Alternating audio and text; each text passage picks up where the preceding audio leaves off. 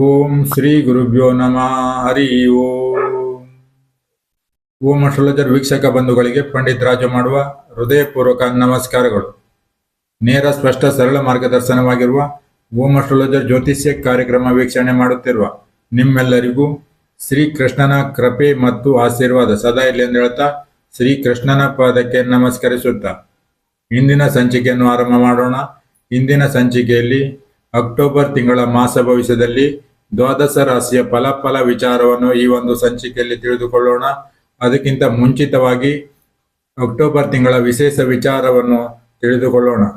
October ತಿಂಗಳ 1ನೇ ತಾರೀಕಿಗೆ ಬರ್ತಕ್ಕಂಥ ನವಮಿ ತಿಥಿ ಹಾಗೂ ಅಕ್ಟೋಬರ್ ತಿಂಗಳ 1ನೇ ತಾರೀಕಿಗೆ ಬರ್ತಕ್ಕಂಥ ಆಯುಧ ಪೂಜೆ, ಹಾಗೇನೆ 2ನೇ ತಾರೀಕಿಗೆ ಬರ್ತಕ್ಕಂಥ ವಿಜಯದಶಮಿ, ಹಾಗೆ ಅಕ್ಟೋಬರ್ ತಿಂಗಳ 20ನೇ ತಾರೀಕಿಗೆ ಬರ್ತಕ್ಕಂಥ ನರಕ ಚತುರ್ಥಿ, ಹಾಗೆ ಅಮಾವಾಸ್ಯೆ ತಿಥಿ ವಿಚಾರ, ಹಾಗೆ ಲಕ್ಷ್ಮೀ ಪೂಜೆಯ ವಿಚಾರ ಈ ಒಂದು ವಿಡಿಯೋನ ಹೆಡ್ಲೈನ್ಸ್ ನಲ್ಲಿ ಸಿಗ್ತಕ್ಕಂಥದ್ದು.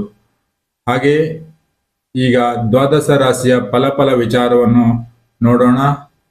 ದ್ವಾದಶ ರಾಶಿಯಲ್ಲಿ ಮೊದಲನೇ ರಾಶಿಯಾಗಿರ್ತಕ್ಕಂಥ ಮೇಷ ರಾಶಿಯ ಅಧಿಪತಿ ಅಕ್ಟೋಬರ್ ತಿಂಗಳ 27ರವರೆಗೂ ಸಪ್ತಮದಲ್ಲಿ ಇದ್ದು ನಂತರ ಅಷ್ಟಮಕ್ಕೆ ಪ್ರವೇಶ ಆಗ್ತಕ್ಕಂಥದ್ದು. ಅಲ್ಲಿಯವರೆಗೆ ಮದುವೆ ವಿಚಾರದಲ್ಲಿ ಹಾಗೂ ವ್ಯಾಪಾರದಲ್ಲಿ ಹಾಗೆ ಕೆಲಸ ವಿಚಾರದಲ್ಲಿ ಎಲ್ಲ ರೀತಿಯ ಅನುಕೂಲ ಇರತಕ್ಕಂಥದ್ದು.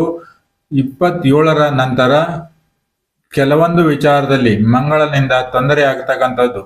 ಭೂ ವ್ಯವಹಾರ ಮಾಡ್ತಕ್ಕಂಥವರಿಗೆ, ರೈತರಿಗೆ ಆಗಿರ್ಬೋದು, ಕನ್ಸ್ಟ್ರಕ್ಷನ್ ಸೈಡ್ ನಲ್ಲಿ ಕೆಲಸ ಮಾಡ್ತಕ್ಕಂಥವರಿಗೆ ಆಗಿರ್ಬೋದು, ಸಿವಿಲ್ ಇಂಜಿನಿಯರ್ಗೆ ಆಗಿರ್ಬೋದು, ಇವರೆಲ್ಲರಿಗೂ ಕೂಡ ಅಕ್ಟೋಬರ್ ತಿಂಗಳ 27ರ ನಂತರ ಎಚ್ಚರ ವಹಿಸ್ತಕ್ಕಂಥ ವಿಚಾರದಲ್ಲಿ ಎಚ್ಚರ ವಹಿಸ್ತಕ್ಕ.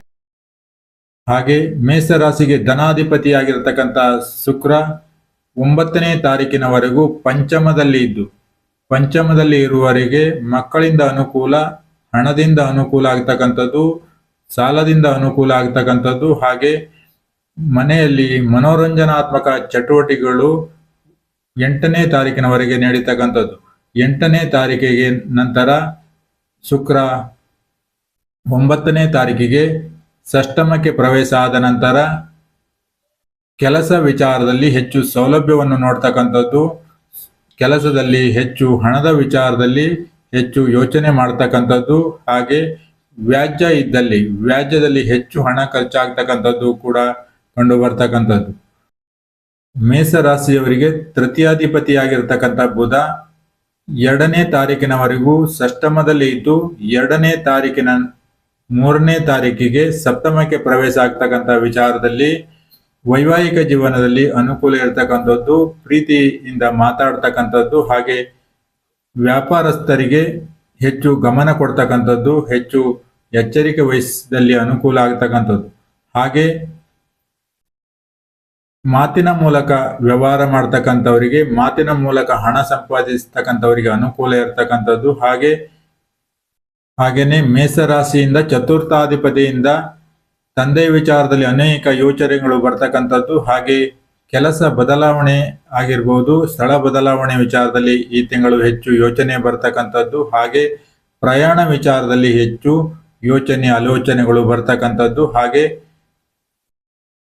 ಹಾಗೆ ಉನ್ನತ ಶಿಕ್ಷಣ ಮಾಡ್ತಕ್ಕಂಥವರಿಗೆ ಅನೇಕ ರೀತಿಯ ಆಲೋಚನೆಗಳು ಬರ್ತಕ್ಕಂಥದ್ದು. ಮೇಷರಾಶಿಯವರಿಗೆ ಪಂಚಮಾಧಿಪತಿಯಾಗಿರ್ತಕ್ಕಂಥ ಸೂರ್ಯ ಷಷ್ಠಮದಲ್ಲೇ 17ನೇ ತಾರೀಕಿನವರೆಗೆ ಇರುವವರೆಗೂ ಕೆಲಸದಲ್ಲಿ, ಹಾಗೆಯೇ ಸರಕಾರಿ ಕೆಲಸದಲ್ಲಿ ಇರತಕ್ಕಂಥವರಿಗೆ ಅನುಕೂಲ, ಹಾಗೆ 17ನೇ ತಾರೀಕಿಗೆ ಸಪ್ತಮಕ್ಕೆ ಪ್ರವೇಶ ಆಗ್ತಕ್ಕಂಥದ್ದು.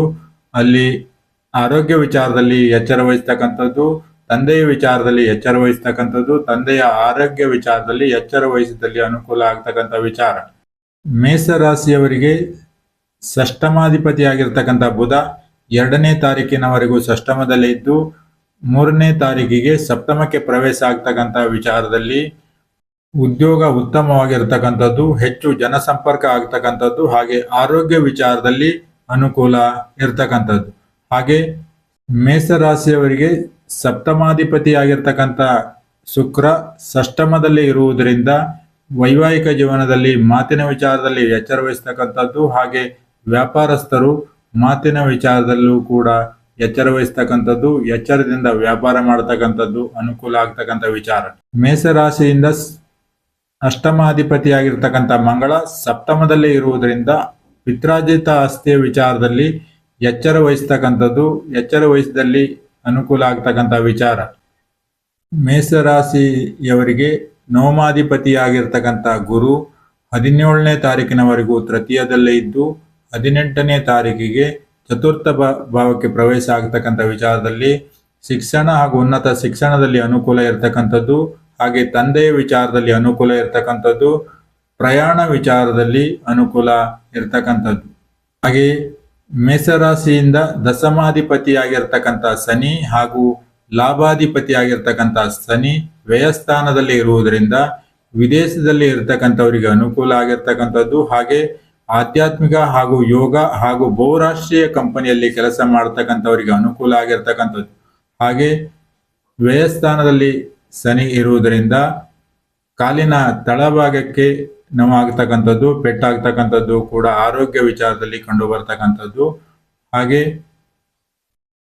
ಮೇಷರಾಶಿಯವರಿಗೆ ವ್ಯಯಾಧಿಪತಿಯಾಗಿರ್ತಕ್ಕಂಥ ಗುರು 17ನೇ ತಾರೀಕಿನವರೆಗೂ ತೃತೀಯದಲ್ಲಿದ್ದು ಅಲ್ಲಿವರೆಗೆ ಅನುಕೂಲ ಕಡಿಮೆ ಇದ್ದು 18ನೇ ತಾರೀಕಿಗೆ ಚತುರ್ಥ ಭಾವಕ್ಕೆ ಪ್ರವೇಶ ಆದ ನಂತರ ವಿದ್ಯಾಭ್ಯಾಸದಲ್ಲಿ ಆಗಿರ್ಬೋದು, ಹಾಗೆ ತಾಯಿಯ ವಿಚಾರದಲ್ಲಿ ಆಗಿರ್ಬೋದು, ವಿದೇಶದಲ್ಲಿ ಶಿಕ್ಷಣ ಮಾಡ್ತಕ್ಕಂಥವರಿಗೆ, ವಿದೇಶದಲ್ಲಿ ಮನೆ ಕಟ್ತಕ್ಕಂಥವರಿಗೆ, ಹಾಗೆ ತಾಯಿ ವಿಚಾರದಲ್ಲಿ ಅನುಕೂಲ ಇರತಕ್ಕಂಥದ್ದು, ಹಾಗೆ ಹಣದ ವಿಚಾರದಲ್ಲಿ ಅನುಕೂಲ ಇರತಕ್ಕಂಥದ್ದು, ಗೌರವ ಸಿಗ್ತಕ್ಕಂಥದ್ದು, ಶುಭ ಕಾರ್ಯ ಆಗ್ತಕ್ಕಂಥದ್ದು, ಹಾಗೆ ವಿದ್ಯಾರ್ಥಿಗಳಿಗೆ ಅನುಕೂಲ ಇರತಕ್ಕಂಥದ್ದು, ಹಾಗೆ ರಾಜಕೀಯ ವ್ಯಕ್ತಿಗಳಿಗೆ ಹೆಚ್ಚು ಅನುಕೂಲ ಇರತಕ್ಕಂಥ ವಿಚಾರ ಆಗಿರ್ತಕ್ಕಂಥದ್ದು.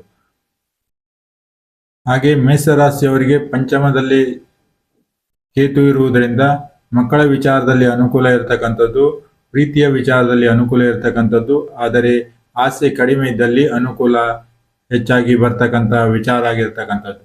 ಹಾಗೆ ಜ್ಯೋತಿಷ್ಯಕ್ಕೆ ಸಂಬಂಧಪಟ್ಟ ಯಾವುದೇ ವಿಚಾರಕ್ಕೆ ಕೆಳಗೆ ಬರ್ತಕ್ಕಂಥ ನಂಬರ್ಗೆ ಕರೆ ಮಾಡಿ ನೇರ ಸ್ಪಷ್ಟ ತಿಳಿದುಕೊಳ್ಳಿಕ್ಕೆ ಅನುಕೂಲ ಆಗ್ತಕ್ಕಂಥ ವಿಚಾರ.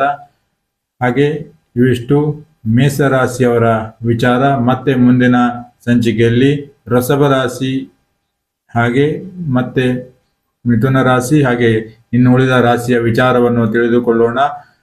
ಅಲ್ಲಿವರೆಗೆ ನಮಸ್ಕಾರ. ಸರ್ವೇ ಜನ ಸುಖಿನೋ ಭವಂತು.